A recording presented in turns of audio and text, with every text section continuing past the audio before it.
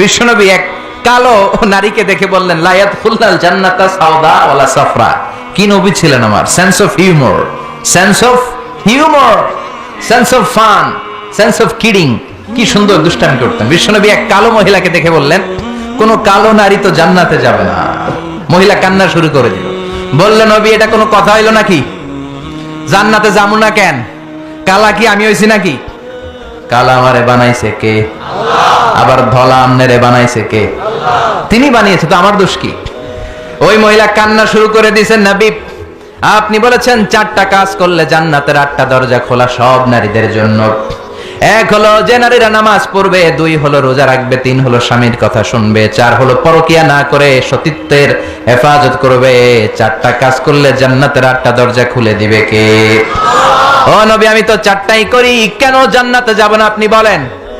বেজায় কান্না, কান্না করতে করতে মহিলা অস্থির। বিশ্ব নেই বললেন থামো, আরে এত কেঁদো না, কেঁদো না, আমি তো মজা করছি। কি করছি? আমি জাস্ট কিডিং ইউ, আমি মজা করেছি, আমি ফান করেছি, আমি তো রসিকতা করে বলেছি তুমি যখন জান্নাতে যাবা তখন এরকম কুচকুচে কালো থাকবা না, তোমাকে পূর্ণিমার চাঁদের মতো সুন্দরী বানায় দিবে কে? বিশ্ব সুন্দরী হয়ে হুরদেরকে ফেল করে তোমার রূপের ঝলকানিতে হুরেরাও ফেল। সুবহানাল্লাহ, এরকম সুন্দরী হয়ে যাবা। This is the sense of fun. বিষ্ণুনবী কিন্তু মাঝে মাঝে এরকম ফান করতেন। সুবহানাল্লাহ পড়েন। আবার এক সাহাবী নাম আব্দুল উজ্জা, কালিমা পড়ার পর নাম হয়ে গেল আব্দুর রহমান। এই সাহাবীর সাথে সব সময় বিড়াল থাকে। কি থাকে? জাহিলি যুগের নাম ছিল আব্দুল উজ্জা। উজ্জা একটা মূর্তির নাম, এই মূর্তির গোলাম। ইসলাম ধর্ম গ্রহণের পরে নাম রাখলো আব্দুর রহমান। কার গোলাম? জোরে বলেন। আব্দুর রহমান হওয়ার পরে এই সাহাবা সব সময় বিড়াল নিয়ে ঘুরে।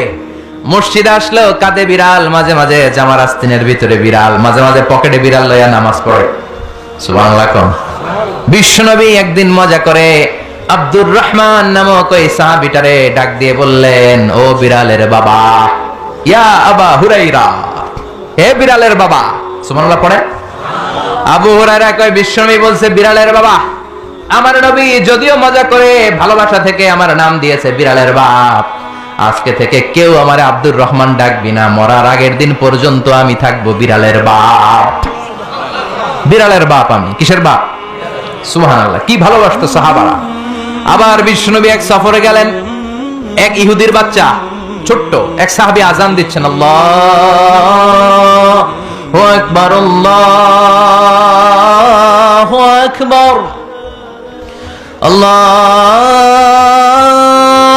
আকবার, আল্লাহু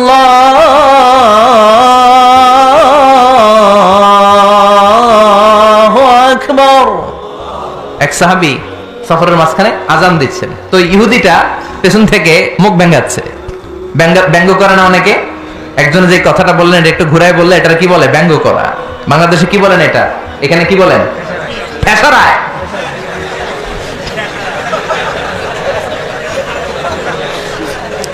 ঠেসারায়। এক সাহাবী আজান দেয়, আরেকজন ঠেসারায়। যে ঠেসারায় সে ছোট ইহুদির বাচ্চা। সাহাবী আজান দেয়, এক গাছের ঝোপঝাড়ের পেছন থেকে ইহুদির একটা ছোট্ট ছেলে ঠেসারায়। বিশ্বনবী বললেন এটারে ধর। 2 সাহাবী ছোট্ট বাচ্চাটারে ধরে আনলেন। বিশ্বনবী ছোট্ট বাচ্চাটার মাথার চুলের ঝুটির মধ্যে ধরলেন, চুলে সামনের এই জায়গা আছে না, এটা বলে নাসিয়া, এই নাসিয়ার মধ্যে ধরলেন। বিশ্বনবী বললেন নাম কি? কি করস? ঠেসারাইলি কেন? ছোট্ট ছেলে বলে মাফ করে দেন। বিশ্বনবী বললেন না, তোর মাফ নাই, যেহেতু তুই ঠেসারাইলি। আমার সাহাবী যেমন আজান দিছে তুইও দে। কয় আমি দিব না। কয় তুই দিবি না, তোর বাপে দিব, দে। ঠেসারাইলি কেন? এবার বিশ্বনবীও ছাড়ে না, ভয়ের চোটে ওই ছোট্ট ইহুদির বাচ্চা আজান দিচ্ছে, আল্লাহু আকবার, আল্লাহু আকবার, আল্লাহু আকবার, আল্লাহু আকবার, আশহাদু আল্লা ইলাহা ইল্লাল্লাহ, আশহাদু আল্লা ইলাহা ইল্লাল্লাহ। এরপর আর পড়ে না। এরপরে আর, কারণ ইহুদিরাও আল্লাহরে মানে কিন্তু নবীরে মানে না। কারণ এরপরে আছে আশহাদু আন্না মুহাম্মাদার রাসূলুল্লাহ সাল্লাল্লাহু। বিশ্বনবী আবার মাথার চুল ধরে টান দিলেন, ক ঠেসারাইলি কেন? ইহুদির ছোট্ট ছেলেটা এবার ভয়ের চোটে আমারে মাইরা ফালাইবো। ভয়ের চোটে এবার কয় আশহাদু আন্না মুহাম্মাদার রাসূলুল্লাহ। সুবহানাল্লাহ পড়ে। এটা ছিল এই ছেলেটা ইহুদি থাকার কথা ছোট্টবেলায় মদিনায় যখন বিশ্বনবী গেলেন। এরপরে শেষ জীবনে সে কালিমা পড়ে মুসলমান হয়েছে।